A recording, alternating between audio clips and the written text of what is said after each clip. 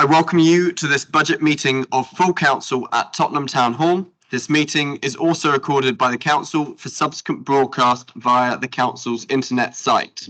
Please note this meeting may be filmed by anyone attending the meeting using any communication method. Although we ask members of the public recording, filming or reporting on the meeting not to include the public seating areas, members of the public attending the meeting should be aware that we cannot guarantee that you will not be filmed or recorded by others attending this meeting. By entering the meeting room and using the public seating area, you're consenting to being filmed and to the possible use of those images and sound recordings. As chair of the meeting, I have the discretion to terminate or suspend filming or recording if, in my opinion, continuation of the filming, recording or reporting would disrupt or prejudice the proceedings, infringe the rights of any individual, or may lead to the breach of a legal obligation by the council. Before starting the items, please can the Democratic Services Officer confirm with our sound and audio engineer that there are no issues with the streaming of this meeting so far and if it is available to the public. Available. Thank you. Agenda item 2, apologies for absence. Chief Exec. Mr. Mayor, apologies for absence have been received from Councillor Elliott, Councillor Jogi, Councillor Chanwani, Councillor Culverwell, Councillor Ali, Councillor Lawton and Councillor Worrell. Thank you, Chief Exec. Late items of urgent business, agenda item 3, Chief Exec. Mr. Mayor, there is one item of business which could not be available earlier and which will need to be dealt with at this meeting. Item 13, the budget amendments. Council Standing Order 15.8b allows amendments to recommendations to be put forward by 10 AM on the day of the meeting. I accept this as late business. Agenda item 4, declarations of interest. Under the council's agreed code of conduct, members are required to declare any disclosable pecuniary interest or prejudicial interest as defined by the code at any meeting and may not participate in any discussion or vote on the matter and must withdraw from the meeting. Details of the requirement to make a declaration of interest are shown on your printed summons at item 4. Should you need to make any such declaration, you should do so now by clearly stating the reasons and nature of your interest. Members with a sensitive interest as defined by the code must declare that they have a disclosable interest, but the details of that interest need not be disclosed. Would anyone like to declare an interest? Councillor Ibrahim? Councillor, please rise. Yeah, as we please stand. Can you hear me now? We can hear you. Can you please? Thank you. Councillor, can you please stand if you can? Or do I need to stand up? Of course. Just like to declare, as I do at every full council, as it's budget council, I'm a branch secretary of a unison branch for another local authority. Thank you, Councillor. Thank you. Any other declarations of interest? Seeing none, we will move on to agenda item 5, Chief Executive. Thank you, Mr. Mayor. May I remind members of the need to consider whether they need to make a declaration in accordance with Section 106 of the Local Government Act 1992 in relation to unpaid community charge or council tax liability, which is 2 months or more outstanding. This requirement is detailed in the council summons. Members to whom this applies must make a declaration if they are present at any part of the meeting and must not vote on any matter relating to the budget. If not sufficient, it is not sufficient for such members to refrain from voting or to absent themselves from the chamber for particular parts of the meeting, and failure to make a relevant declaration constitutes a criminal offence. Thank you, Chief Exec. I hope that's clear. Agenda item 6, minutes of the council meeting. I call on the Chief Executive. Mr. Mayor, I would ask the council to approve as a correct record the minutes of the meetings held on the 13th of November 2023, the 20th of November 2023 and the 12th of February 2024. Are they agreed? Thank you. Agenda item 7, Mayor's communications. This will be provided by email and at the next meeting. Agenda item 8, report of the Chief Executive. Mr. Mayor, I have no matters to report on. Thank you. Agenda item 9, report of the monitoring officer. I call on the monitoring officer. Mr. Mayor, I have no matters to report. Agenda item 10, review of the council tax reduction scheme administration for 2024-25. In Councillor Chamwani's absence, I call on Councillor Carlin to move the report together with any recommendations it contains. Councillor Carlin.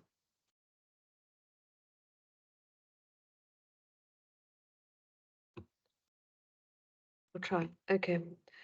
Since the decision taken in 2013 by the government to abolish council tax benefit, we recognise there's been a significant burden on many of the lowest income households in Haringey. Our council tax reduction scheme enables us to assist many families and households in most need in the borough. Providing fair access to this kind of support is a key tenet of our council. By continuing the scheme, the council is able to give some of the borough's most disadvantaged citizens vital financial support.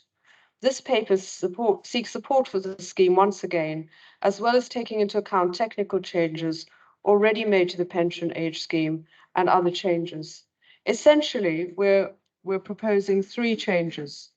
We will be replicating several capital disregards for compensation or support schemes, such as the Grenfell Tower and Windrush support payments, to ensure the payments are not included in the income or capital calculations. We will also be matching the working age scheme with the pension age scheme by including changes to Scottish and Welsh legislation. These changes might affect residents moving into the borough from Scotland or Wales, to ensure that they receive the same level of support as residents with similar circumstances who are supported through English legislation.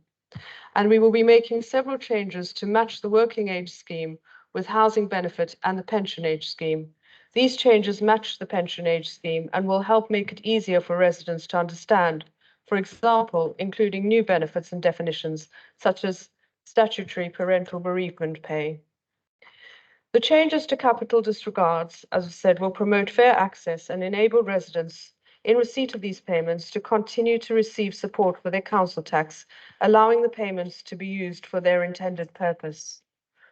The legislative changes will help simplify the system, allowing for a more efficient service delivery, and will ensure that the scheme accurately reflects the correct legislation. The council is obliged to go out to consultation, which we have done on the 3 proposals. We have also received permission from the GLA to go ahead with the changes to the scheme. Thank you. Thank you, Councillor. Are there any questions on the report? If not, are the recommendations agreed? Good, they are agreed.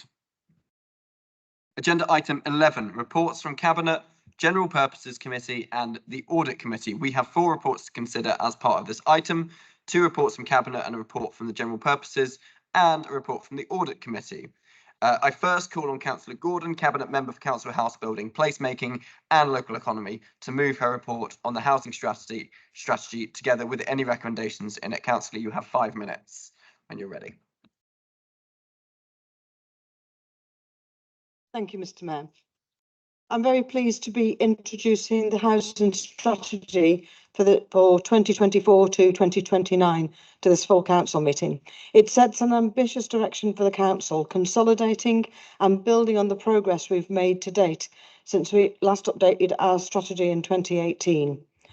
Our residents' expertise and experience have helped us to shape the strategy, and it has support amongst those residents where we've seen a large number of responses and 91% agreement with the objectives set out in the strategy.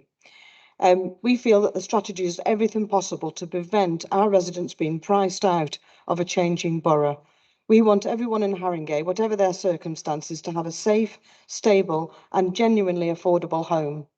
The right to a home is a fundamental human right, but recession, inflation, falling real-term wages have all deepened this country's long-standing housing crisis.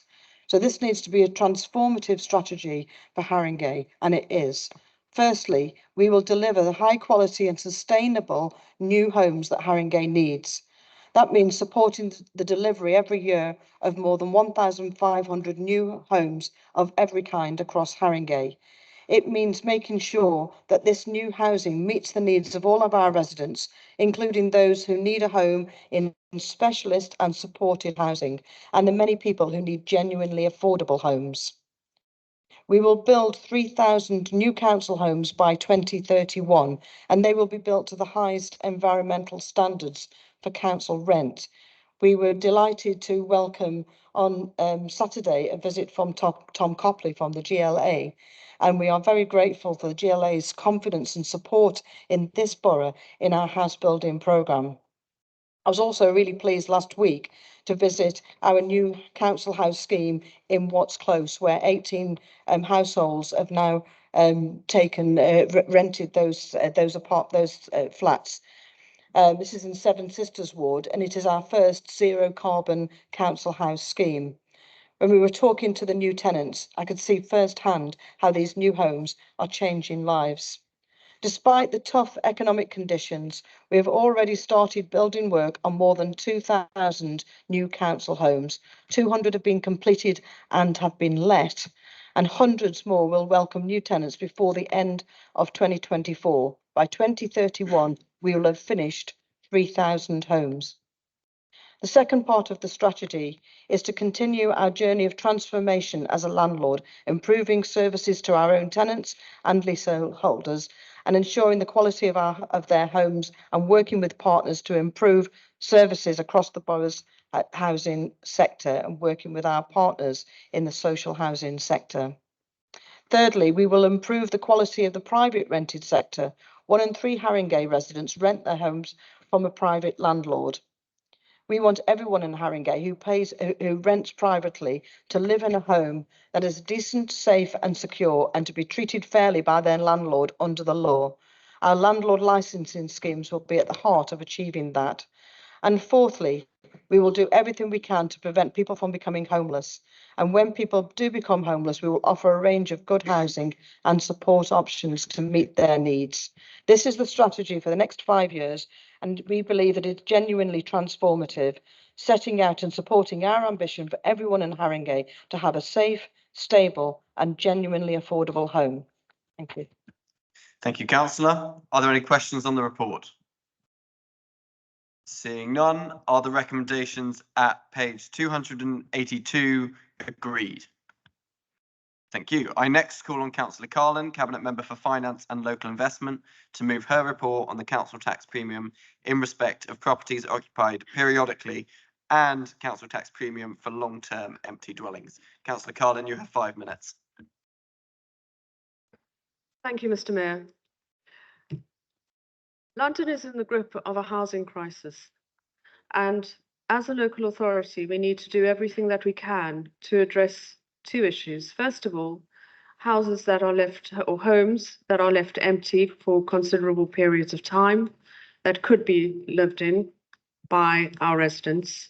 And secondly, the growing problem of homes across the country and in Haringey, which are let out periodically as holiday homes and not actually for residents to live in. So these 2 papers will do 2 things. They will, A, help us to encourage homeowners to use their properties responsibly and to make them available for local families. And secondly, they will raise additional much needed council tax for our finances in the council. So the determination of the council tax premium in respect of properties occupied periodically is the first paper, and that is the one that will help us to bring back into use, so encourage homeowners to not leave their properties empty in between effectively holiday lets. And the second one is the premium from long-term empty properties. That policy we already is in place for properties that are empty for over 2 years. And what we will now be able to do is actually reduce that to 1 year, so that any properties that are empty for long periods of time and over a year can now be charged an extra premium of double council tax. I recommend both of these papers. Thank you. Thank you, Councillor. Are there any questions on this report? Seeing none, are the recommendations at pages 402 and 403 agreed? Thank you. I next call on Councillor Rice, Chair of the General Purposes Committee, to move his report on the annual pay policy. Councillor Rice. Thank you, Mr. Mayor. Mr. Mayor, I ask the council to accept the recommendation for the pay policy of 2024 to 25. Thank you. Thank you, Councillor. Are there any questions on the report? Are the recommendations at page 417 agreed? Thank you. I next call on Councillor Dogan to move his report on the Treasury Management Statement. Councillor Dogan, you have 5 minutes. Thank you, Mr. Mayor. I won't need the entire 5 minutes, but I'd like to move the report and its recommendations to the council. Thank you. Thank you, Councillor. Are there any questions on the report? Thank you. The recommendation on the Treasury Management Strategy appears under budget item 13 when it will be decided on. Agenda item 12, deputation and petitions. We have received a deputation from Mr. Paul Burnham in relation to item 13 on the budget. This was in accordance with Council Standing Order 2.6. Mr. Burnham is joined by Michael Hodges, Jacob Secker and Florence Allaway. Mr. Burnham, please come forward to the microphone and you have 5 minutes to make your representations when you are ready. Okay, thank you very much and good evening, everybody. This deputation relates to pages 508 and 509 of your reports pack, showing the proposed council tenant service charges for 2014 to 2015. Even with the constrained circumstances imposed on the council at this time, these charges cannot be justified. There's an increase of £2.7 million following an extra £2.6 million just in council tenant service charges. This will seriously affect the living standards of some of the poorest people in the borough. A new report based on government statistics says that Haringey has the highest proportion of low-paid jobs of any local authority area in the UK. There are 17,000 low-paid jobs in this borough. Yet, as well as the rent increase, the council wants to hike the main tenant service charges as follows: cleaning inside the blocks by 47%, waste management by 43%, and the concierge charge by 31%. These charges would increase the service charge burden for a flat in a block with a concierge from £42 a week at the moment to £52 a week. This would be an increase of £17 or £18 a week, taking rent and service charges together. The council relies on tenant claims for universal credit as a way to, or as the way really, to mitigate excessive rent increases. But universal credit is a cruel workfare regime that starves families and children rather than providing people with a decent income. Emma Reevy, Chief Executive of the anti-poverty group Trussell Trust, says this: thousands of people across our country face hunger every single day because universal credit payments do not cover the costs of the essentials we all need to survive.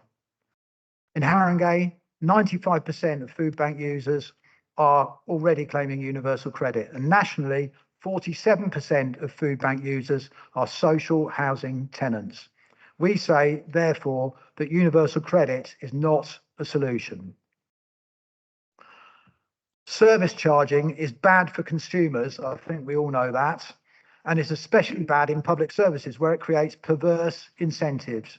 So effectively, the housing provider knows that the full cost of any wasteful, poor quality or badly managed work will be paid in full by the residents.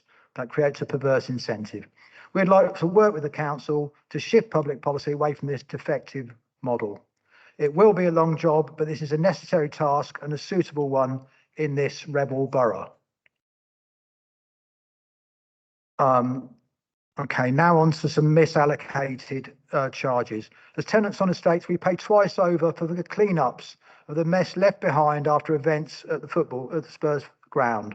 Once as council taxpayers for the mess left in the public domain, and once as council tenants for the mess left on council estates. We say that no such charges are legitimate. The polluter should pay, in this case, Spurs. Estate service charges are supposed to be split fairly between tenants and leaseholders. However, in many cases, they are not. We believe that such malpractice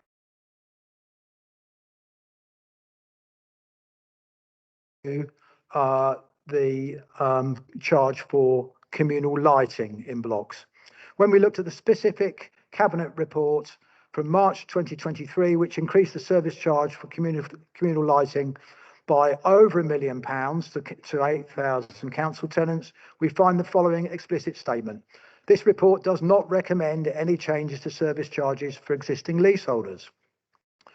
Now, we are not calling for higher charges for leaseholders. Please be assured, nor are we seeking to capsize the housing revenue account. What we are doing, though, is objecting to excessive and unjust service charging of residents. And when it comes to the probity of a decision, the level of detail in the report does not back up the claims that are being made. The report in front of you is completely inadequate in its lack of detail. Also, it incorrectly claims that service charges must be set at a level that recovers the cost of the service. This has never been true. Housing providers can and do use their discretion, bearing in mind the impact of the excessive charges.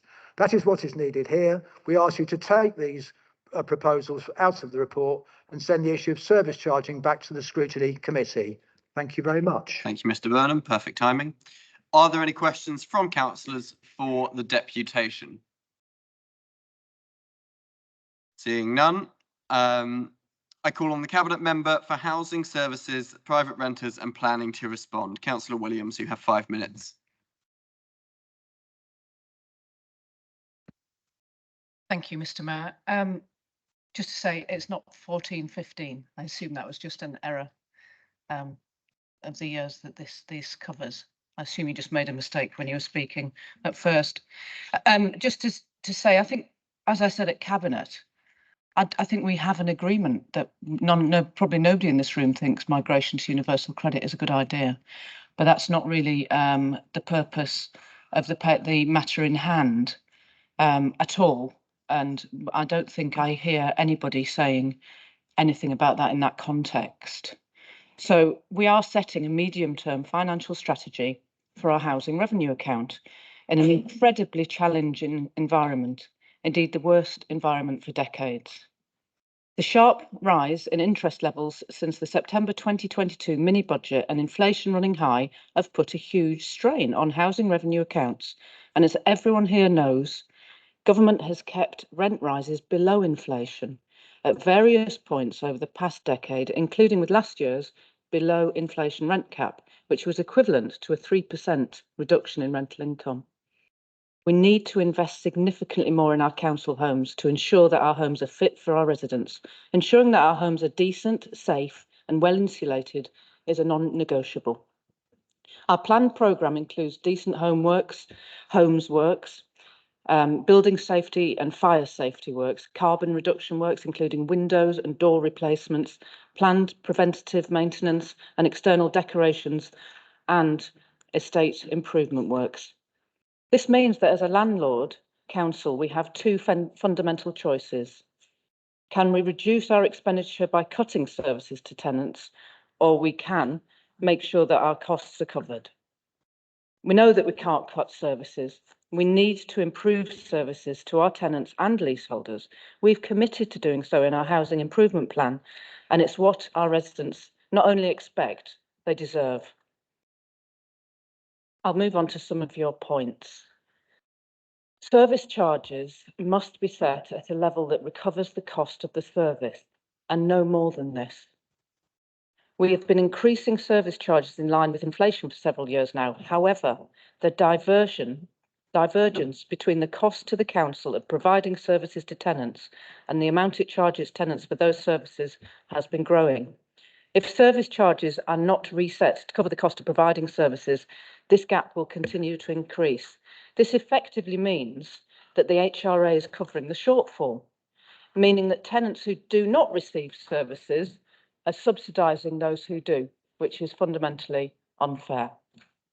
As with the application of the 5% flexibility, we've considered the effect of increases on our tenants' finances.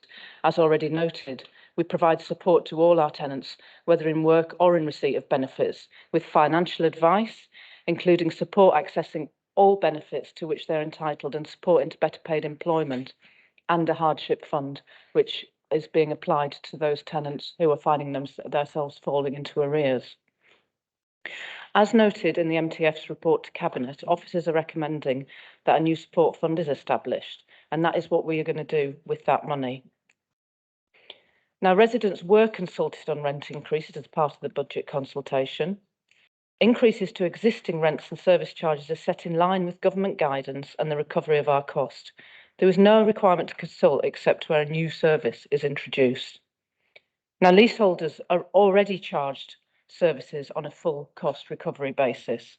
Resetting tenant service charges on a full cost recovery basis therefore means the council is treating tenants and leaseholders in the same manner, getting rid of an unfairness which was arising through the diversion of the inflationary application and the full cost application. Thank you.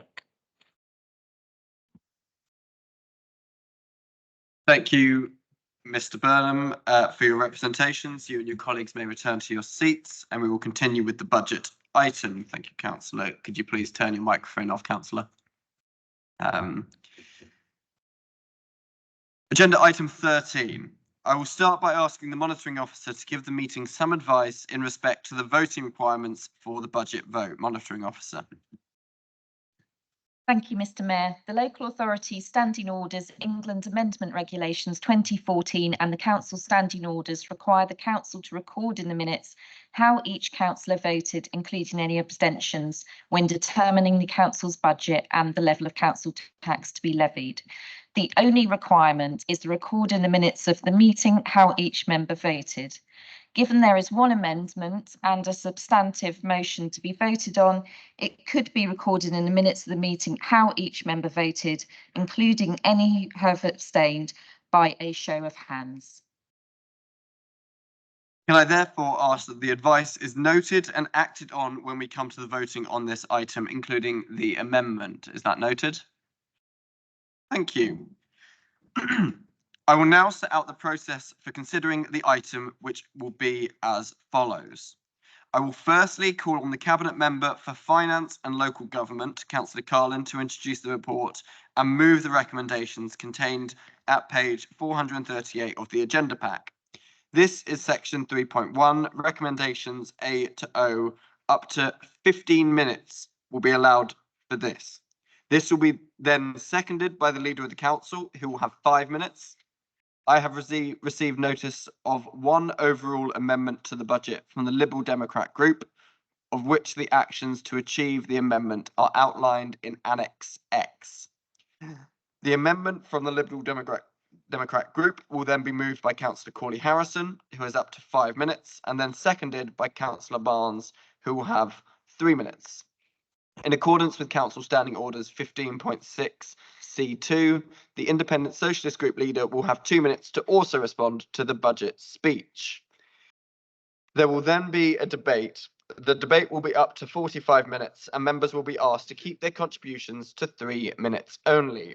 After the conclusion of the debate, Councillor Corley Harrison will respond for up to 3.5 minutes, followed by Councillor Carlin summing up for up to 10 minutes. The Council will then vote on the amendment before moving to the substantive motion. So, Councillor Carlin, please introduce the report. You have 15 minutes. Thank you, Mr. Mayor. Tonight, this administration is proposing a budget that protects local people, protects local services, and reflects our values as a council and as a borough. I'm really proud that we are keeping all our libraries open, that we are insourcing our leisure services, and that we are investing in adult and children's services. Up and down the country, we know that councils are struggling to make ends meet, to cope with the increased costs, interest rates, and need. We have worked hard to carefully examine how to support our residents and services while presenting a balanced budget tonight. Over the past 14 years, funding for our borough has been reduced by about £143 million in real terms. Starting back in 2010, when the party opposite went into coalition with the Tories and unleashed unsustainable austerity on the country. Haringey is a borough with amongst the highest levels of deprivation in London, with correspondingly higher need for social care and other services. Rising need and high inflation are driving up what we must spend on our statutory services. To ensure we support local people who rely on council services the most, we will continue our year-on-year investment in adult social care, children's services, and in homelessness. Haringey is ambitious about our borough's future. Our council house building programme remains on track, and we will deliver our key commitment of 3,000 new council homes by 2031. This investment will make a real difference to local people. Affordable, high quality, modern, eco-friendly council homes at council rents, supported by the Labour Mayor of London. Thank you. We are committed to invest in our council housing. We have put in measures tonight to ensure that our housing revenue account is in good health. In order to support improvements to our housing services, additional investment in fire prevention works, and additional costs in dealing with issues such as damp and mould. We are also putting considerable capital funding into major works. Our council homes must be a place where all our tenants and leaseholders are safe and happy to live. We will continue to pursue our climate and air quality goals, creating more school streets and increasing tree planting, making our homes climate-proof through retrofitting and smart design, and encouraging active travel through installing more cycle lanes and bike hangers. Climate justice is social justice, and this administration's commitment to building a fairer, greener Haringey remains at the heart of all our decision-making.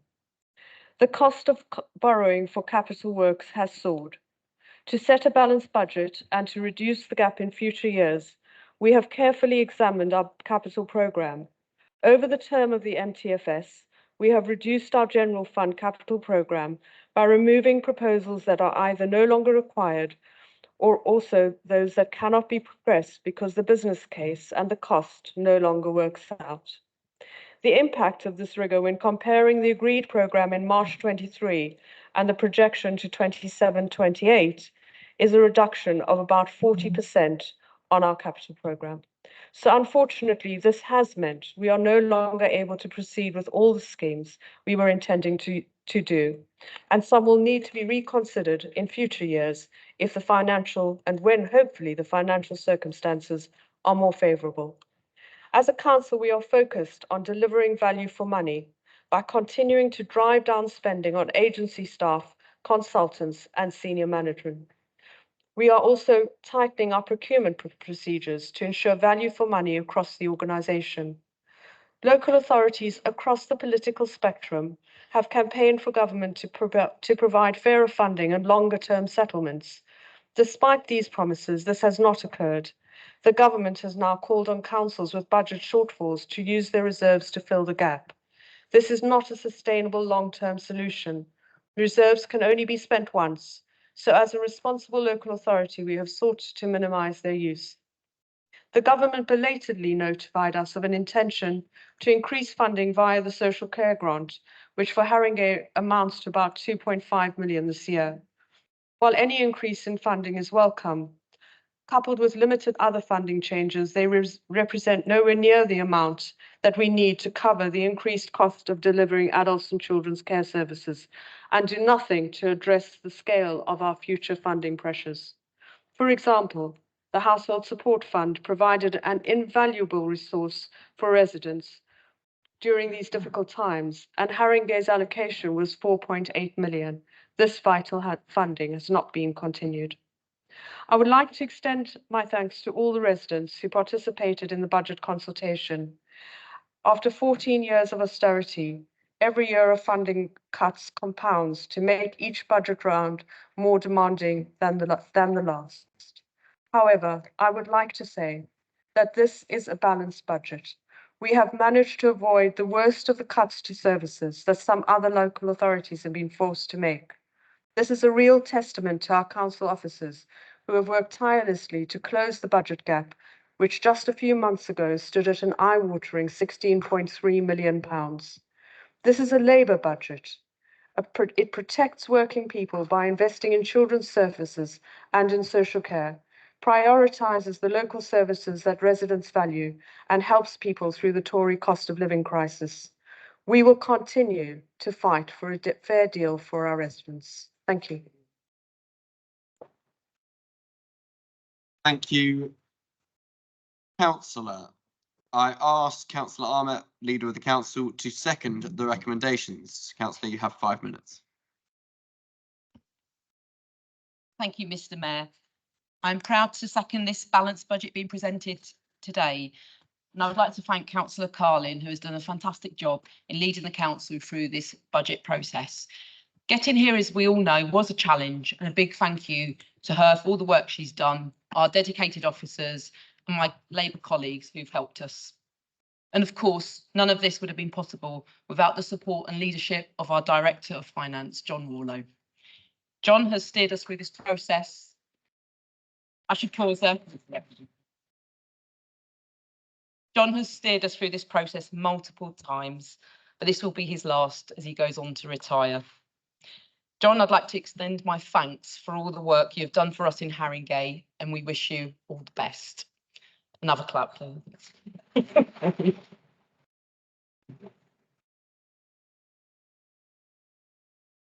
Mr. Mayor, 1 in 5 local authorities across the political spectrum in England are at risk of bankruptcy, and all but two of the 32 boroughs in London have overspends. Many local authorities have already succumbed to Section 114s and have been forced to strip their services back to the bare minimum. Birmingham, Nottingham, Thurrock, Croydon, Slough, Woking. And last month alone, the government gave bailouts to 19 English councils to prevent them collapsing into bankruptcy. 19 English councils in 1 month alone. This backdrop is not what any of us thought Britain in 2024 would look like. We have an NHS on its knees, an under-resourced criminal justice system, food banks being the new norm in everyday life, and living standard for most people across the country at levels not seen since the Second World War. If this isn't a sign of abject failure of 40 years of Tory-led government, of self-interest and neglect, and let us all remember the 5 of which were propped up by the members opposite, I don't know what is. And I know the members from the official opposition over there like to distance themselves from this. It was a long time ago after all. But we will always remember this mess started in 2010, when they buddied up with the Tories and helped enable austerity, causing so much damage to this country. As Councillor Carlin pointed out, our budget is 143 million less in real terms each year since 2010, despite increasing demands on our services. We've been calling on the government to fund us properly, to act, to lead. Instead, they have sat back and driven our country and our public services into the ground, while a cost of living crisis has gripped our country. They've wasted time and money on divisive policies and culture wars, whilst ignoring the role of governing, instead leading Britain on a path to failure.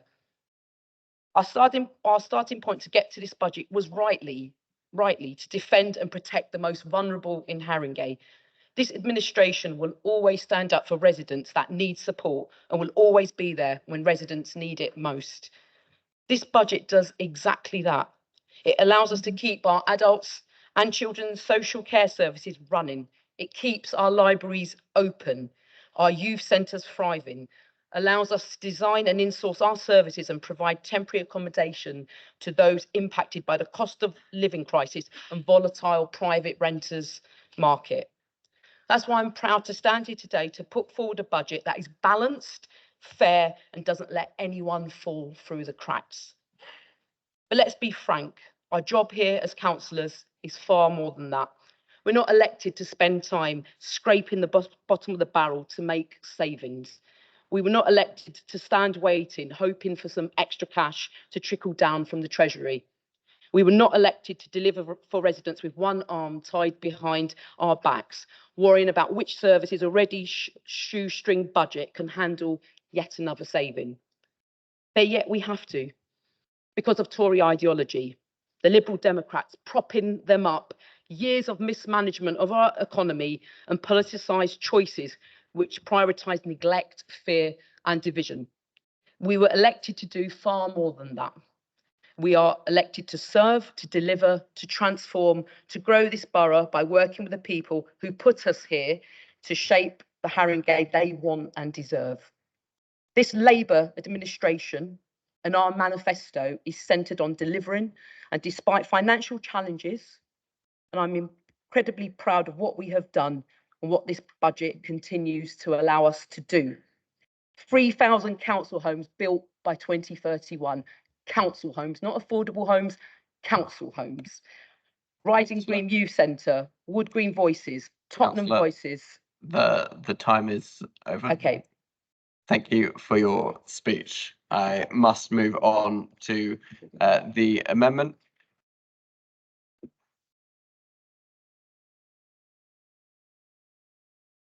Councillor Corley Harrison, can I ask you to move your amendment? You have 5 minutes. Thank you, Chair.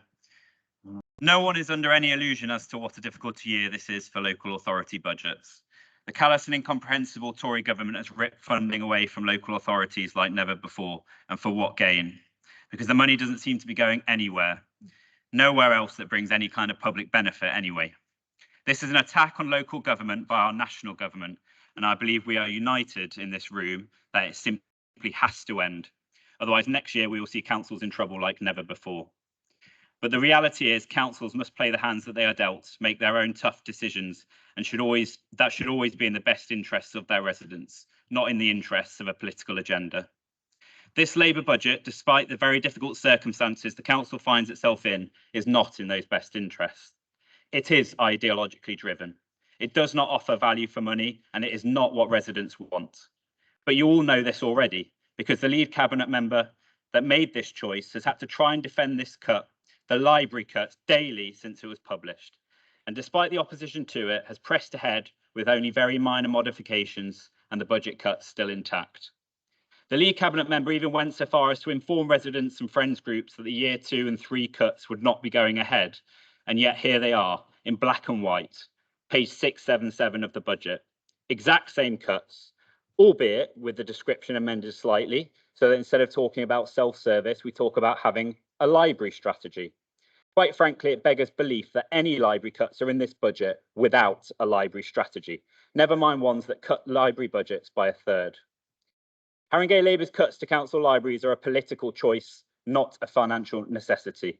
They are being made because the administration made the political decision to insource the council's leisure centres after Fusion's termination, instead of the value for money option, which would have been to task an alternative provider, such as Better Leisure, with running the centres. This choice is costing Haringey taxpayers an additional £700,000 a year, the same amount our library budget is being cut by in the first year. And it's a choice not even called for by residents. You have no data that suggests residents want an in-source leisure service. It is not backed by any fact. They simply want a functioning leisure service. But you do have the data on your library cuts, opposed by 85% of residents in the council's budget consultation, despite libraries not being specifically referenced in the documents, and participation 5 times as high as last year. 535 local residents also signed a Liberal Democrat petition against the cuts in the last few weeks alone. Alongside this, you're introducing charging in tennis courts again. So unpopular, the council was forced to U-turn on its decision to do so under public pressure just a couple of years ago. And now it's being sneaked in, obfuscated behind doublespeak about more consistent systems. People haven't changed their minds on this, and they haven't forgotten the repeated promises made by this administration. We will not be bringing in charges for tennis. But after we gathered more information on this from officers, we've been informed that actually quite a bit of work has been done on this saving, and this will indeed mean charging for tennis court use. So why promise no charges and then bring them in just a short time after? Why the dishonesty with your own residents and friends groups? We already have a failing system with the online booking of courts, seeing courts supposedly booked out so that it cannot be used by others, but simply lying empty. No players, no kids on the courts. But you're taking this further by introducing charging on top. And for what gain? £15,000 a year. Nothing in the grand scheme of council budget, but a barrier that could stop hundreds from staying fit and active and many Haringey youngsters from fulfilling their potential. As an opposition group, we've been very vocal for the past few years about the unprecedented level of borrowing this council has undertaken, and we welcome the council scaling back some of this borrowing, now that they have realised just what a perilous position it puts them in. As we continuously pointed out, it was completely unrealistic and unsustainable. But for a lot of the borrowing, it is too late, and the council is exposed to millions in repayments over the course of the NTFS, absolutely swamping our budget within years. There is no answer for that in the budget. No plan. Haringey Labour talk about the Haringey deal, which is supposed to be about listening to and working with residents better. It is not a listening budget.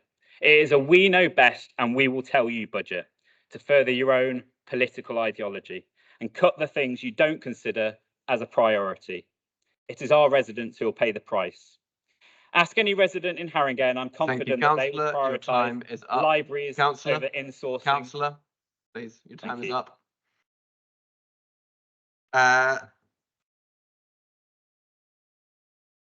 Can I ask Councillor Barnes to second the amendment? You have 3 minutes. Thank you, Mr. Mayor.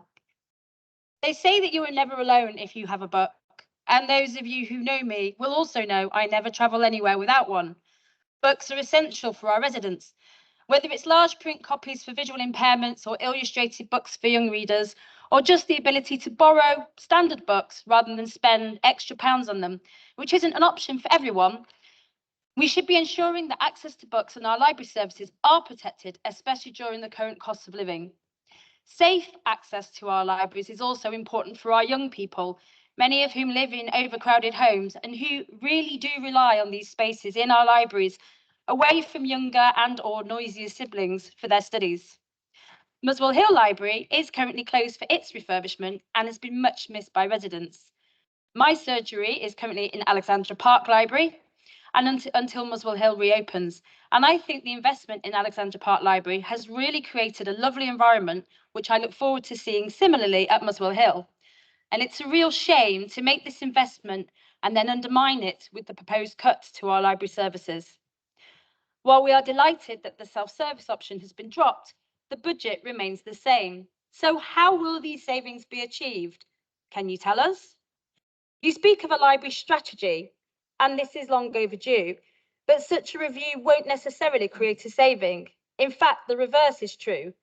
The production of a strategy will have a cost attached, and that strategy, therefore, when implemented, may incur additional costs, not savings. Until the strategy occurs, we will not know.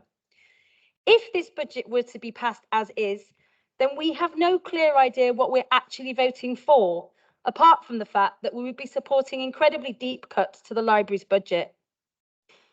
If the council were to reduce the number of directors by 1 in Haringey and undergo an operational restructure, which we acknowledge is a tough decision and stressful for staff, then year 2 of library cuts could be completely removed. To give some context, we looked at some of the neighbouring Labour-run councils in Enfield, Camden and Waltham Forest. All of these councils have 4 or 5 directors, while Haringey has 6. So what additional or better services can we point to in Haringey that it gives its residents with its additional directors? And finally, the Leader's Office has a bloated budget of a little under £500,000 a year. The Leader does need support, but does it equate to such a large amount of money, or could this also be reduced and therefore reallocated to support services for our residents? Before making decisions on this budget, I urge councillors to consider the impact of cuts to libraries on our residents, particularly those younger people entering the exam season with a need to find space for study. We know that London homes can be overcrowded, and it is important we support our young people to succeed. Cuts Thank to you, library councillor. services are Your cut to our time community is at up. all stages. Thank you, councillor. Councillor Collette, I ask you to respond to the budget speech. You have 2 minutes.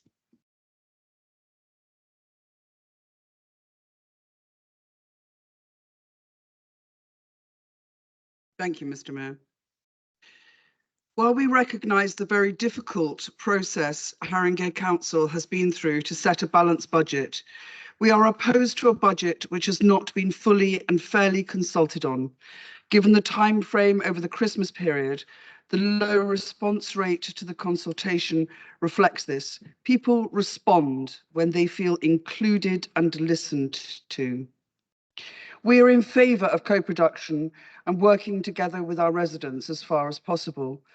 This includes where difficult decisions must be made.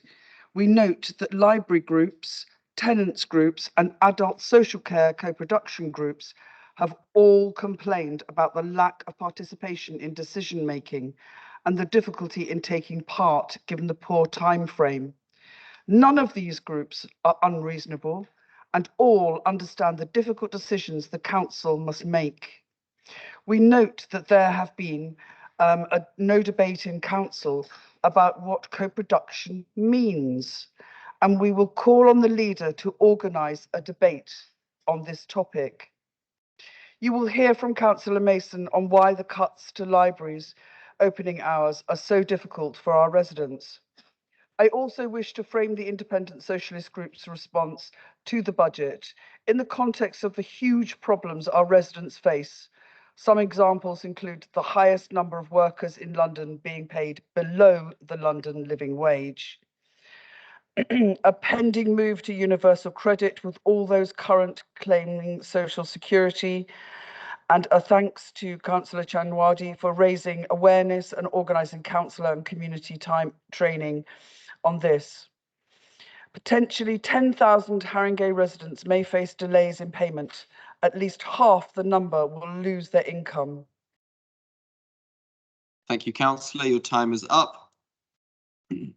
And there will now be a debate on the item for a period of up to 45 minutes. Each member wishing to speak will have 3 minutes only. We will begin with Councillor Bartlett. When you're ready, councillor. Thank you. As Nye Bevan said, the language of priorities is the religion of socialism, and nowhere does that feel more true than in setting a budget over whose parameters we have so little control. Now, my first political memory is being woken up at 2 a.m. on the 2nd of May 1997 by my dad, who told me I had to watch history being made. As I grew older, I naively believed, in the words of Dee Ream, that things would only get better. But that belief was to come crashing down. I watched the Conservatives, propped up by the Lib Dems, begin the unpicking of threads which would tear apart our social fabric and leave our society more vulnerable to the knocks and shocks which were to come. Now, you can dispute how fast or how far the deficit needed to be cut, but what you can't dispute is that there were political choices that were made. Why choose to cut disability benefit and to slash funding for early years? Why choose to increase VAT but cut the 50p rate of income tax? And if you had stood on a platform of scrapping student fees and posed with pledges, why choose not to make that your red line? One for others to answer. The consequences of that period were not immediately obvious, but rather a steady drip drip of undermining the welfare state, which was meant to give us all such solid foundations to build strong, healthy and fulfilling lives. We meet to debate this budget at a time when politics feels insufficient to meet the challenges we face. From the political choices available to us tonight, there is no attractive option.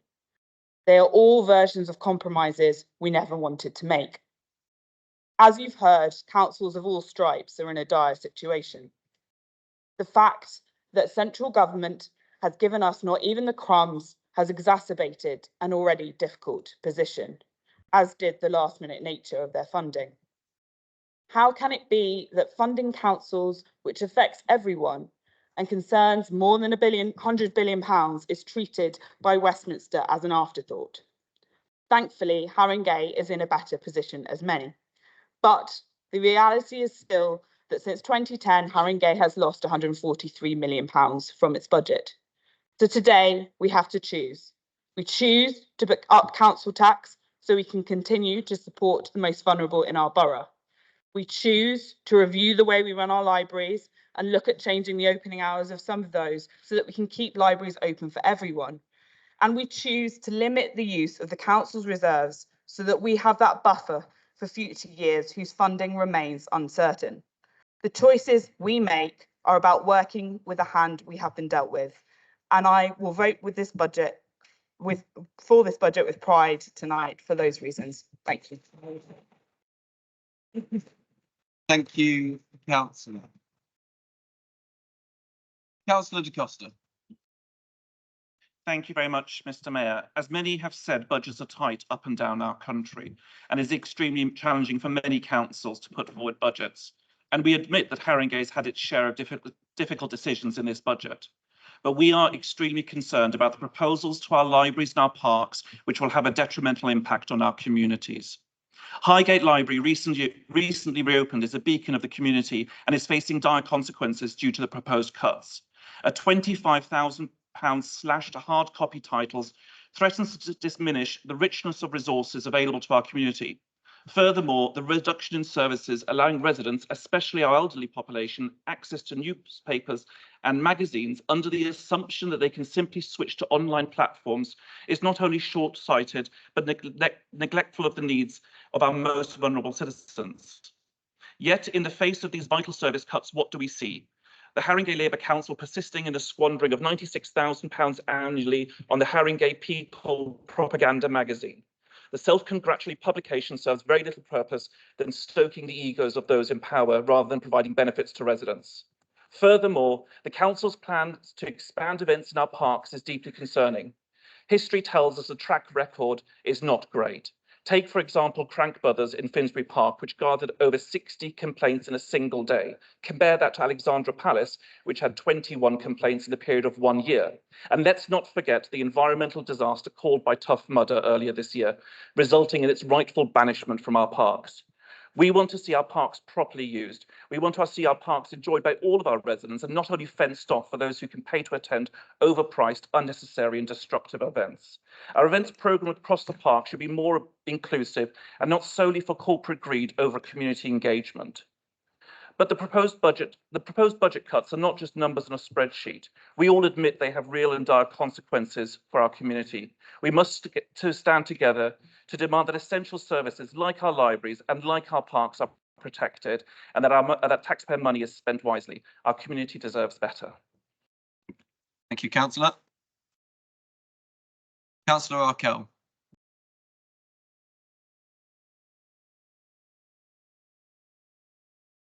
Thank you, Mr. Mayor.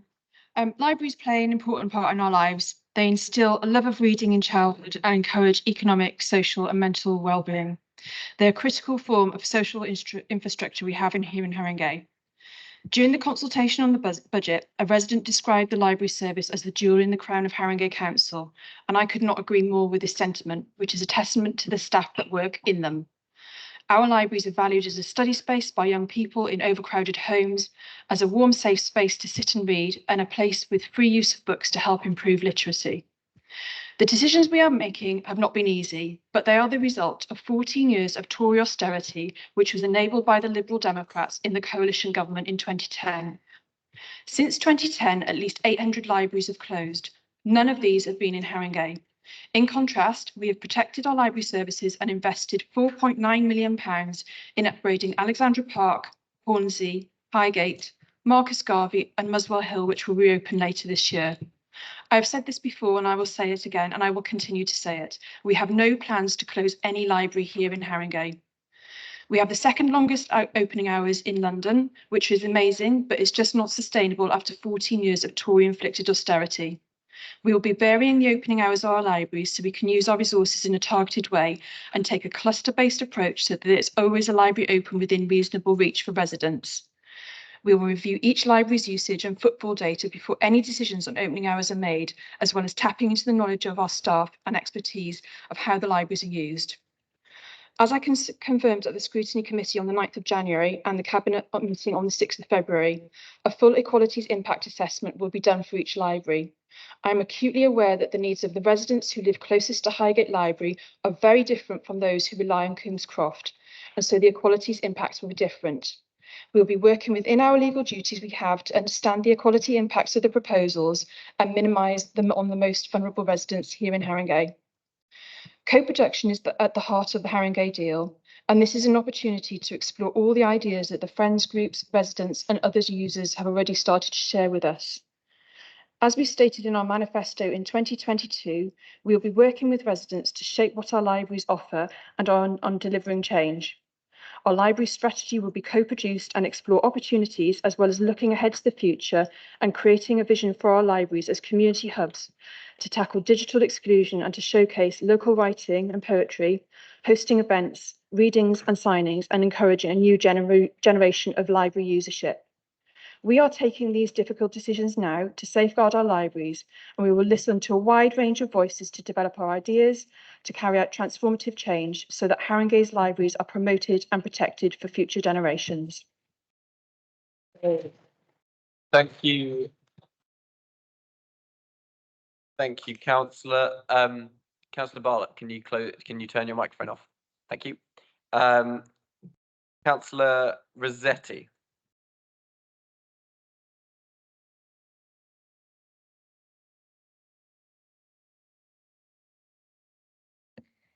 Thank you, Mr. Mayor. The budget proposal discussed tonight will have a huge impact on all those in my ward who use Alexandra Park Library and library users in the borough. I've been asking for a library strategy since I was elected in 2018, and even the library's peer review recommended one 5 years ago. Still, with no planning or strategy or assessment of full data, Haringey has proposed a cut of hours at the 6 branch libraries, justifying further cuts with a strategy. It's great to hear that Haringey will work on a strategy with residents, but this is just a sweetener to cover for the cuts that are still in the budget, or they would have been removed. To be seen engaging with the community and to have seen residents, you have seen in the emails, residents asking for dates and ways of engagement, and later hide behind ideas of co-production so residents can't blame you for the cuts that you're putting forward. We are shown that there are alternatives if Haringey would not be so blinded by ideology to bring everything back in-house. Residents simply don't care whether leisure centres are run in-house or by a private providers. They just care about the quality of service. We residents raised concern about fusion years ago, asking about monitoring and service level agreements. We are glad you finally acted to remove them, but there are many regarding national providers who could easily come in and run the centres. And the money could be used to keep the current level of service in libraries. Why there was no debate? Because the truth is that Haringey does not know how to manage contracts. So bringing the management of leisure services back will mean less scrutiny from us and from residents.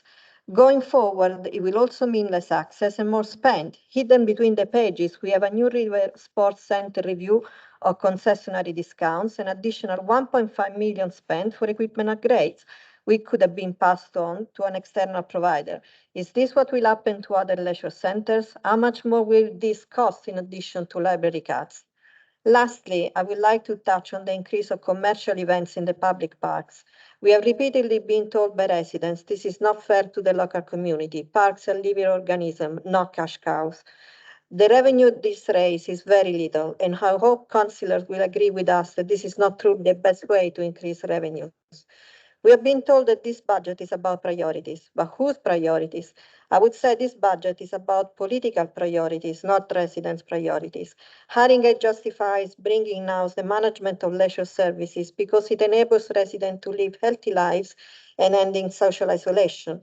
Yes, it's willing to reduce access to libraries and parks with massive events, despite they also offer access to services, a way to manage a healthy life and help to cope with isolation. The truth is that ideology is more important than our libraries and our residents' healthy living. Thank you. Thank you, Councillor. Councillor Gunners.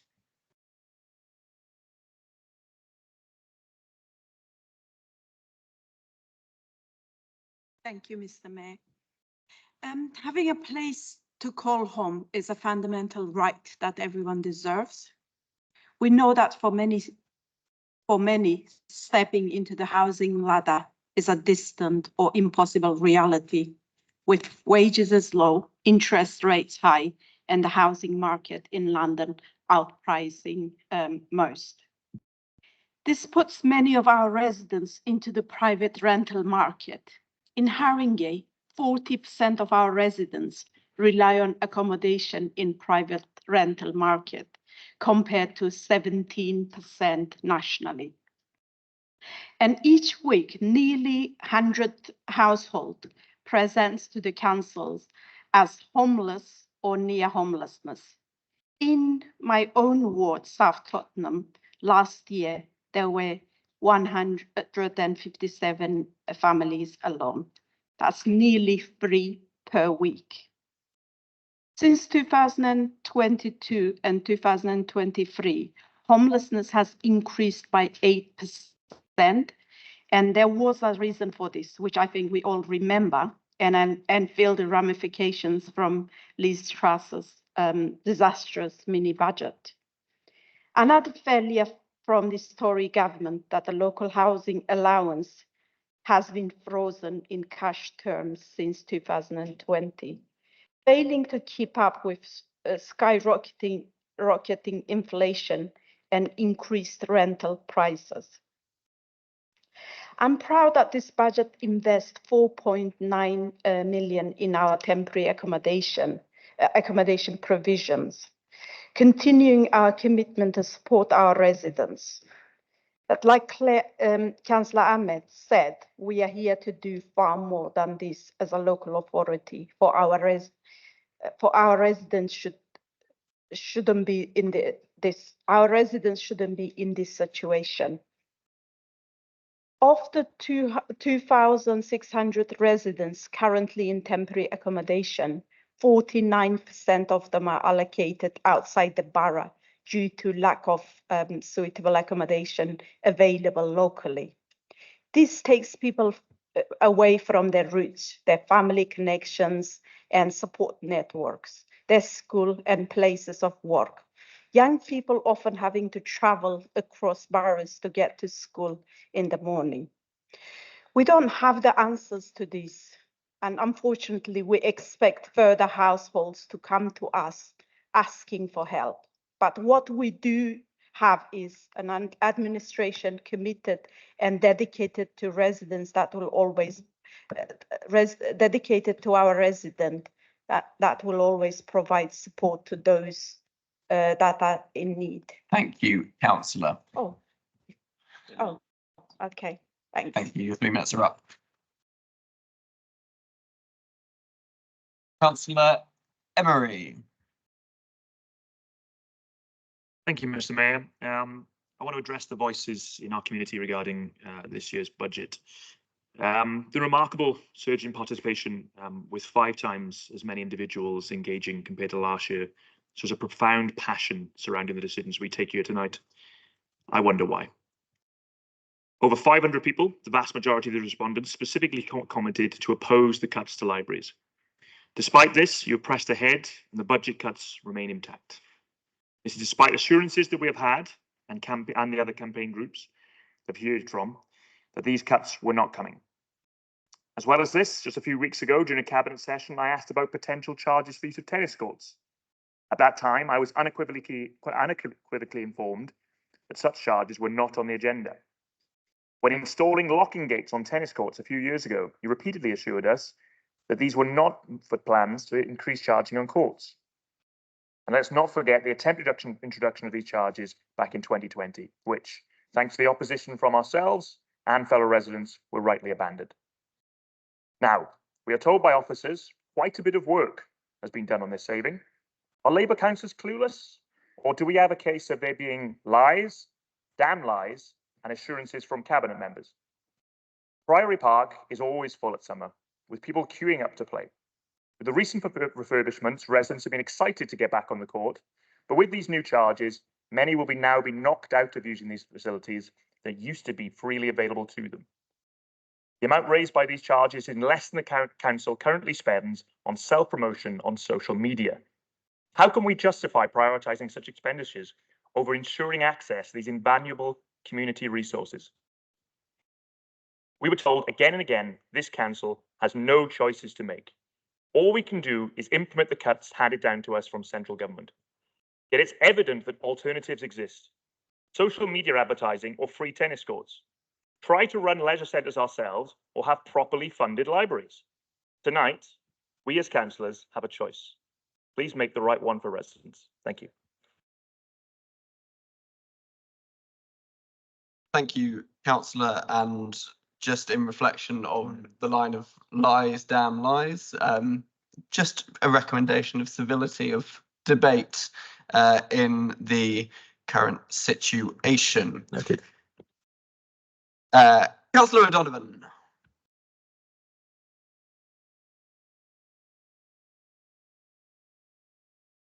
Thank you. Sorry, Mayor. Everybody here knows Haringey residents supported by the Household Support Fund. The older person desperately needing help with their electricity bill, the family not able to buy a replacement fridge, the parents forced to choose between heat and light, heat and warmth. The government only introduced the Household Support Fund in 2021 after serious pressure, and this fund has become a lifeline for so many as the Tories have broken our economy, sending mortgage and interest rates through the roof, reducing living standards and pushing more people into financial hardship. This year, Haringey Council has been granted £4.8 million to support households struggling to pay bills, buy food and other essentials. This runs out on the March 31st, and it's likely the government will abandon the scheme. Councillor Seema Changwani and her team of dedicated, tireless officers have ensured that they distributed this money and it's targeted to the needs of the most vulnerable. The payments are a lifeline, raising many people out of the cycle of poverty and crisis. This fund was also distributed through our excellent local voluntary and community organisations and those neighbourhood networks developed during COVID, which support hard to reach residents, reinforcing the excellent work of our food banks. A recent report confirmed that life expectancy and healthy life expectancy in Haringey has decreased by over 16 months from its already appalling levels. Health experts have highlighted the impact of poverty, COVID and long waits for NHS care. Residents are dying earlier and becoming ill earlier because of poverty. Here in Haringey, there are 32,000 households in fuel poverty and over 7,000 children in absolute poverty. Our budget highlights how we are helping so many, but with so little, as well as highlighting the financial pressures that we are working under. Now, the government hate the support of the Household Support Fund because it's a threat of a good example. If we and councils throughout the country working with local organisations have helped so many people with a relatively small amount of funding, just imagine what we could do, what we could achieve with a fair long-term financial settlement for the government. And independent experts again and again have echoed this demand. The chief executives of the National Society of Chief Librarians recognise the huge demands on councils to provide statutory services such as social care. She said, for libraries to truly prosper, councils like ours need a fairer long-term funding solution, not government cuts. We know the value of libraries, and this council will always work with you to ensure that they are protected in a changing world. The loss of the Household Support Fund will have a huge impact on our ability to care for our most vulnerable. Thank you, Councillor. Thank you.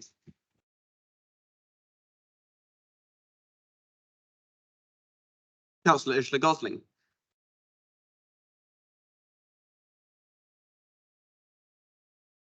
Thank you, Mr. Mayor. Just a few weeks ago, Highgate Library reopened after a very welcome year-long refurbishment. Yet, just as it reopened, we were told that hours were to be slashed and even more cuts are coming down the line.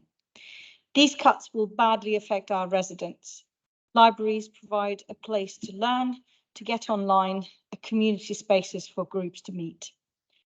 The report to the Overview and Scrutiny Committee, included in the papers this evening, indicates that these cuts to opening times are likely to have negative effects on the young, the old, disabled people, new mothers, and those with the lowest socioeconomic status.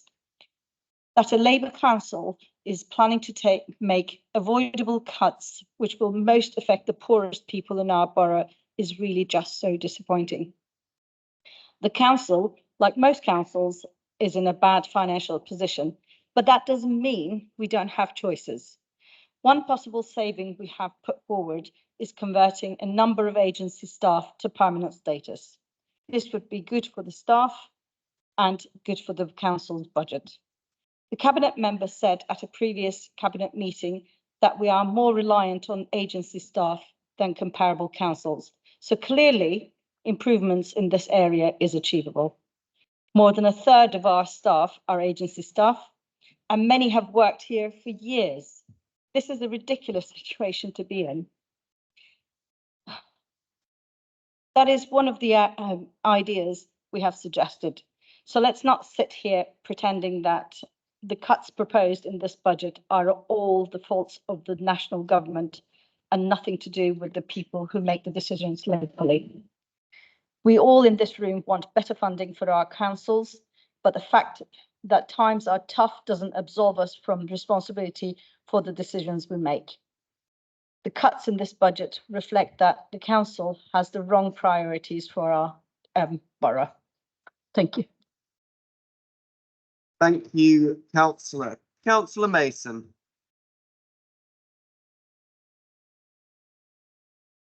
Thank you. Thank you, Mr. Mayor. We do recognise the terrible position that all local authorities are in, and that while we were in lockdown, the Tories sped around the country partying, awarding corrupt contracts to their friends, and as ever, the poorest paid the most, lining the pockets of large corporates, bungling landlords and the wealthy. Our libraries are an essential part of our borough's infrastructure, providing a warm, safe place for people to study, work, read, and feel they have somewhere they can belong. That our library's budget is being reduced by 15% rather than the overall budget reduction of 3% has raised many questions in the community, as has the consultation on the budget. We strongly welcome the commitment to building council homes and to the climate crisis. But these both come with other very important issues. Places for people to play, to meet, to socialise. Some slum clearances, where I grew up as a child, provided people with warm homes with indoor toilets and bathrooms.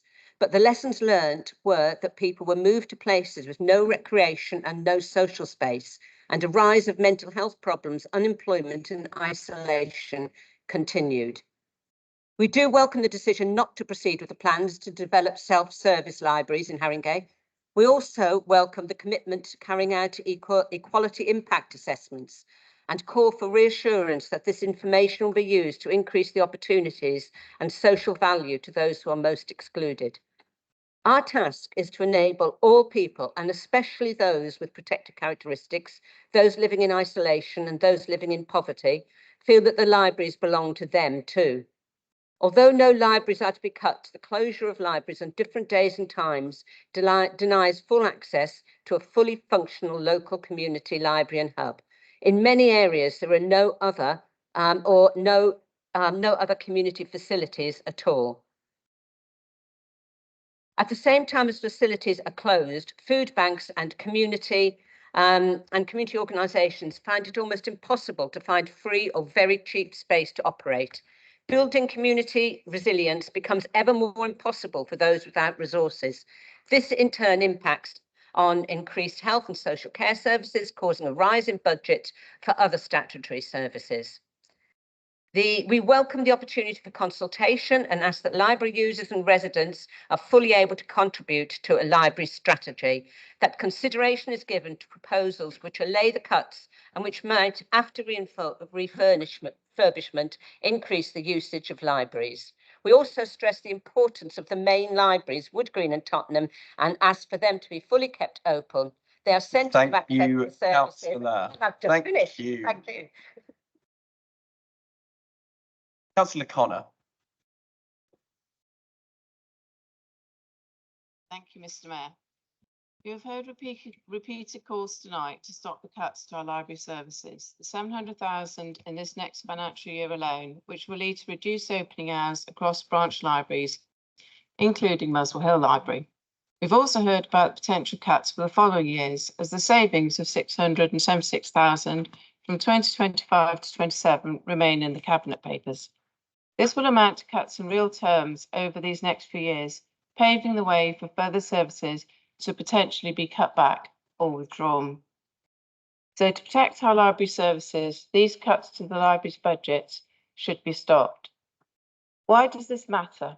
It matters because this is our last public space, celebrated in helping young children develop a love of reading, a place for our young people to find a safe space to work after school and in the holidays, a place for anyone to pop in and browse for a good read, or young parents to meet up with others to build important support systems that can last for decades, a place for the older person to meet up and to socialise with their friends. All these groups can be confident that they don't need to spend any money to access a free library service in a welcoming space. Those who really value this service know its complexity in providing a huge variety of help and support in ways that can't always be counted or monetarised.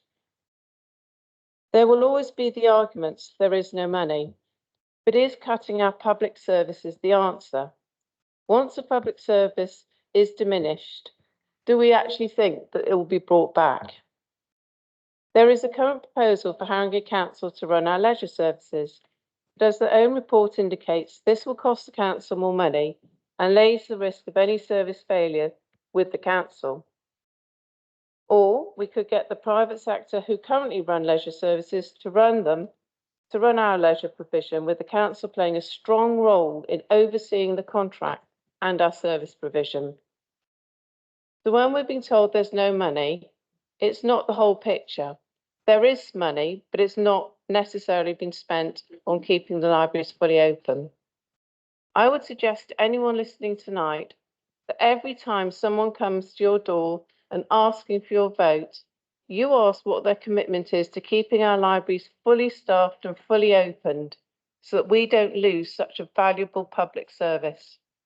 It's a public building and a public service and should remain fully open to serve all our residents, recognising that reducing opening hours could badly disadvantage those who need it most.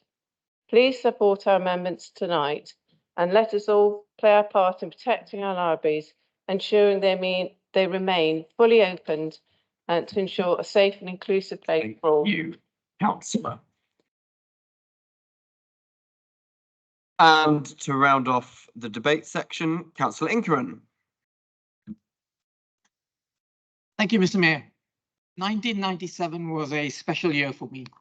It was the year I graduated from medical school. It was also the year that New Labour came into power and the beginning of a new dawn for the NHS. For 10 straight years, the Labour government invested record amounts of money into the NHS, propelling it to become the best healthcare system in the world, and rightly celebrated at the 2012 London Olympic Games. In just over a decade since then, the NHS that I love has become a laughing stock. On every metric, we are failing. Successive Tory governments, one of which was propped up by members over there, each one worse than the other, has failed this country. I'm sure my local opposition colleagues sitting across the aisle will agree with me on this, but what they will never acknowledge is the part they played in this failed ideology. There is clearly a different way, and this Labour administration has shown the way. We do the right thing by residents and for residents, despite the financial challenges we face. I support this budget because it does exactly that, puts residents' needs first. Adult health and social care must be our focus and should be. We care for 3,500 residents each day, and these increases year on year. For the last 2 years, I have been a member of the Adult Health and Social Care Scrutiny Committee. It is here that you can truly see the scale of the challenge that the officers face delivering services and the difficulties that residents have accessing services. It is in understanding and acknowledging the scale of this demand and increasing costs, and to sustain the service going forward, that we have taken the bold and necessary decision to invest in it. Without this investment, we would never be able to manage the demand in future years. I am incredibly proud to support this investment, but we cannot continue this way. We need the following now: a funding settlement that meets the ever-growing needs, demand, and spiraling costs of social care, reform to shift the focus from remedial and acute services and sticking plaster solutions towards community-centered preventative models. But this Tory government is once again absent to the needs of the people and devoid of ideas. That is why we need a general election now and a Labour government that has a plan for a proper and comprehensive national care service, which will incorporate all of this and more. And that's what we will achieve with a Labour government. Thank you, Councillor.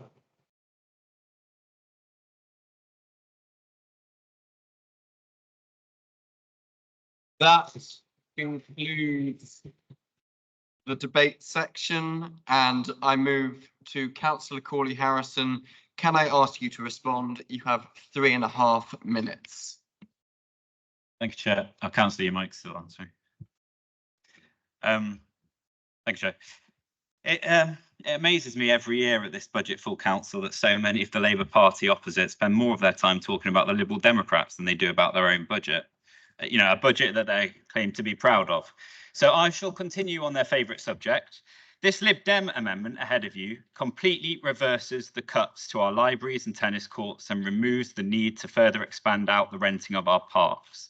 And it does not even have to rely on the unfathomable decision to not make the value for money choice on our leisure centres. We've put forward a series of savings which will actually mean reducing the drawdown of reserves in this and in future years, saving money now to have a compounding effect for future years. So it is simply the sensible thing to do. You spoke of this budget prioritising the services our residents value most, Councillor Carlin, but that simply is not the case. We've heard that tonight, and in the responses from our residents, it is ideology ahead of their preferences. Councillor Bartlett spoke proudly about keeping libraries open with limited hours and limiting council reserve spending. But if you're proud of this, our amendment goes further, keeping our libraries fully open, fully funded, and reducing the use of reserves to boot. We've spoken many times in this chamber about bad decisions, the Civic Centre redevelopment, the lack of use of River Park House as it sits empty. We've put forward suggestions for ways to increase revenue and add new revenue streams like voluntary council tax top-up schemes, which more councils are launching this year, laughed out of the chamber in previous years. Does this year's financial pressure not suggest it is the time to listen to others, to put ideology aside and pay attention to pragmatism and make some sensible decisions, both for the preservation and in the best interests of the council's services, and for protecting our finances, most notably our reserves, as best we can in the circumstances? Ask any resident in Haringey and I'm confident that they would prioritise libraries, tennis courts and our parks over ideologically led insourcing and the money the council spends on promoting itself. Unlike this Labour budget, our Lib Dem amendment prioritises these services, which are so valued by our residents, whilst at the same time reducing the use of this council's reserves. So I would ask you to support what Haringey residents are calling for this evening by approving the fully costed and balanced Liberal Democrat amendment to this budget, which maintains all of the things that you have proudly spoke of tonight, but goes beyond that by protecting even more of our services and even more of our reserves. I formally move this amendment. Thank you, Councillor. Councillor Carlin, you have up to 10 minutes to respond to the debate. Thank you, Mr. Mayor. The opposition's amendment does not offer a credible alternative budget for Haringey. It's purely oppositional politics. There are no new ideas, no innovation, no growth, no, surprisingly for Councillor Connor, no ideas about how we deal with the huge overspend and increase in need of adult social care. It looks like the back of an envelope calculation to make the figures stack up. Listening to the parties opposite, you'd think in actual fact that we were slashing our library service, closing it, reducing the hours to a couple of hours a day. That's not what's proposed. Out of a budget of 4.8 million, libraries will be transformed to deliver some savings of the library budget. This level of misinformation is a joke, if it wasn't that our residents are taken so seriously. We have defended our libraries. We care about our libraries. We have invested in them. We are not closing any of them. I visited Hornsey Library on Saturday and saw how well used and loved it is. We are ambitious for the future of our libraries and are working on our resident strategy, our library strategy with our residents to ensure that our libraries will be vibrant community spaces fit for the 21st century. On leisure, the Lib Dems want to pay an external provider to run our leisure services, forgetting conveniently that we have had for a number of years now an external provider running our leisure services, failing at running our leisure services. We didn't have a swimming pool in Tottenham for over a year. Now, I appreciate that none of the members opposite actually represent the wards in our most deprived areas of the borough, but unfortunately, in actual fact, we need our leisure services to be accountable, politically accountable, and to provide the health and well-being services that we need. On this side of the chamber, we think these services are just too important to outsource. And in actual fact, the saving that you're talking about, the 700,000, well, if you'd actually investigated it, you would actually know that that figure reflects a growth to do with energy prices. And if we were to outsource again, it would still cost us the 700,000 because of the cost of energy. So in actual fact, there is no saving. It's just an attempt by the opposition to claim that this budget could be diverted to libraries. But this is just really a Lib Dem budget amendment cooking the books. On agency spending, we're working hard. But all local authorities are struggling to recruit at the moment. We're trying very, very hard to reduce our numbers of agency workers. And as a cabinet lead, I meet with the directors quarterly to ensure we're taking actions, but it's difficult. The Lib Dem amendment assumes they'd be able to fix this overnight, front-loading the savings to the first year. The sums we think that we'll save are completely unrealistic. They're not based on any kind of reality. We're working on a long-term workforce strategy, which will invest in our staff and address problems to do with recruitment and retention. The rest of the amendment offers the same old suggestions. Cutting the communications budget may seem like an easy saving, but it's short-sighted. As a council, we're committed to co-production with our residents, and it's free papers. I thought you were in favour of free papers, but free papers such as Haringey People, which keep our residents informed. It goes through the letterbox of every single household and is actually a very cost-effective way of keeping that engagement in place. But in actual fact, the same could be said as well to the cuts to social media spending. In 2024, this is an essential platform for all organisations to communicate. I would have thought that the party opposite knew this very well. They do, Mr. Mayor, seem to spend a considerable amount of time communicating on social media, sometimes putting out misinformation on social media too. And in terms of the other corporate changes, they propose to make up the rest of their amendment. After years of austerity, we're already doing more for less, far more for less. as our funding from central government's been cut and demands increase. All options are being considered so that our council is as highly effective and as lean as possible. Simply put, this amendment does not offer any credible alternatives or any hope for our residents. We will not be voting for it this evening. Instead, we will be voting for our Labour budget, which delivers a fairer, greener Haringey. Despite years of austerity, we're making a real difference for our residents in protecting local services, in protecting the most vulnerable, by increasing funding for social care. From delivering council homes to investing in adults and children's social care, and taking action on climate change, I'm proud of this budget. Presenting a balanced budget has not been easy, but we have delivered it. Implementing our manifesto against the backdrop of austerity is not easy, but we have delivered it. And finally, protecting our residents and supporting the most vulnerable is not always easy during a cost of living crisis and ongoing Tory chaos. But we are delivering, and I recommend this budget tonight.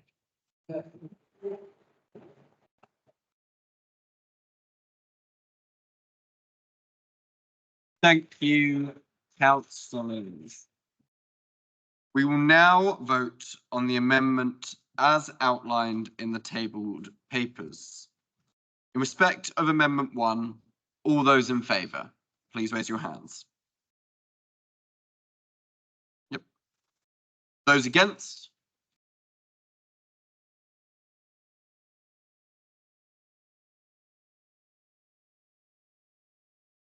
And any abstentions?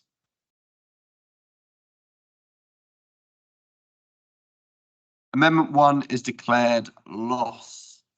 In respect of the substantive recommendations contained at page 438 of the agenda pack, this is section 3.1 of the main report, items A to O. All those in favour?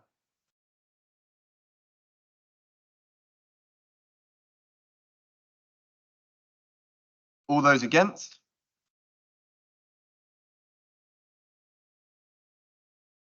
And any abstentions? The recommendations are agreed. Sorry. Yep.